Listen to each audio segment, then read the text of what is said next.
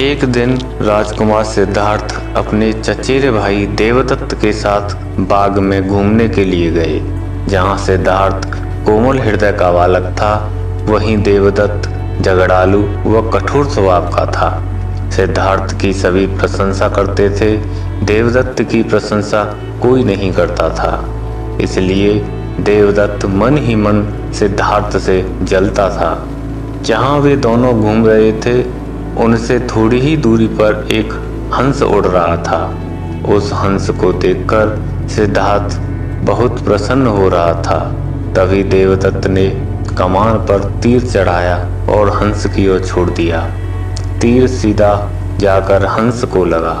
वह घायल हो गया और झटपटाकर नीचे गिर पड़ा। सिद्धार्थ ने दौड़कर उस हंस को उठाया। उसने हंस के घायल शरीर से बह रहे लहू को साफ किया और उसे पानी पिलाया। तभी देवदत्त वहां आ पहुंचा। उसने क्रोध से सिद्धार्थ की ओर देखा और बोला, इस हंस को चुपचाप मुझे दे दो। सिद्धार्थ, इसे मैंने तीर मारकर नीचे गिराया है। नहीं, सिद्धार्थ ने हंस की पीठ सहलाते हुए उत्तर दिया, मैं इस हंस को तुम्हें नहीं दे सकता। तुम निर्दयी हो। तुमने इस निर्दोष हंस पर तीर चलाया है। यदि मैं इसे न बचाता तो बेचारी की जान चली जाती। देखो सिद्धार्थ, देवदत्त उसे घूरकर बोला, यह हंस मेरा है। इसे मैंने तीर मारकर नीचे गिराया है। इसे चुपचाप मुझे दे दो। यदि नहीं दोगे तो मैं राज दरबार में जाकर तुम्हारी शिकायत करूंगा।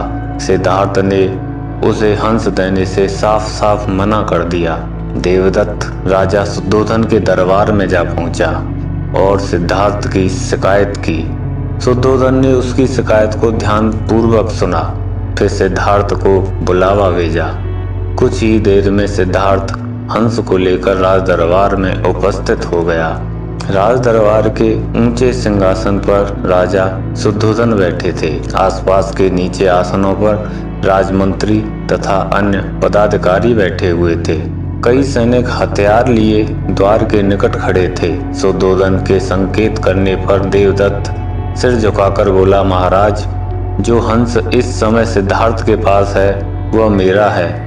इसे मैंने तीर मारकर पृथ्वी पर गिराया है। सिद्धार्थ ने इसे उठाकर उस पर अपना अधिकार कर लिया है। यह हंस मेरा है। कृपया इसे मुझे दिलाया जाए। राजा शुद्धोधन ने सिद्धार्थ की ओर देखा और बोलने का संकेत किया। सिद्धार्थ ने सिर झुकाकर शांत स्वर में कहा, महाराज, यह हंस निर्दोष है। यह बिना किसी को कोई कष्ट दिए उड़ा जा रहा था। देवदत्त ने इसे तीर मारकर घायल कर दिया। मैंने इसका उपचार किया है, इसके प्राण बचाए हैं। मैं समझता हूँ कि प्राण लेने वाले से अधिक प्राण बचाने वाले का अधिकार होता है।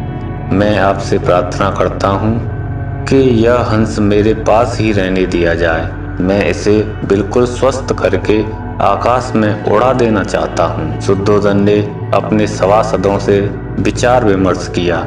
वे सभी एक ही स्वर में बोले, महाराज, राजकुमार सिद्धार्थ का कहना बिल्कुल ठीक है। जीवन लेने वाले से बचाने वाले का अधिकार अधिक होता है। अतः हंस को राजकुमार सिद्धार्थ के पास ही रहने देना चाहिए। राजा शुद्धोधन ने सभासदों की बात मान ली। उन्होंने सिद्धार्थ से कहा, इस हंस पर तुम्हारा अधिकार है। तुम इसे ले जा सकते हो।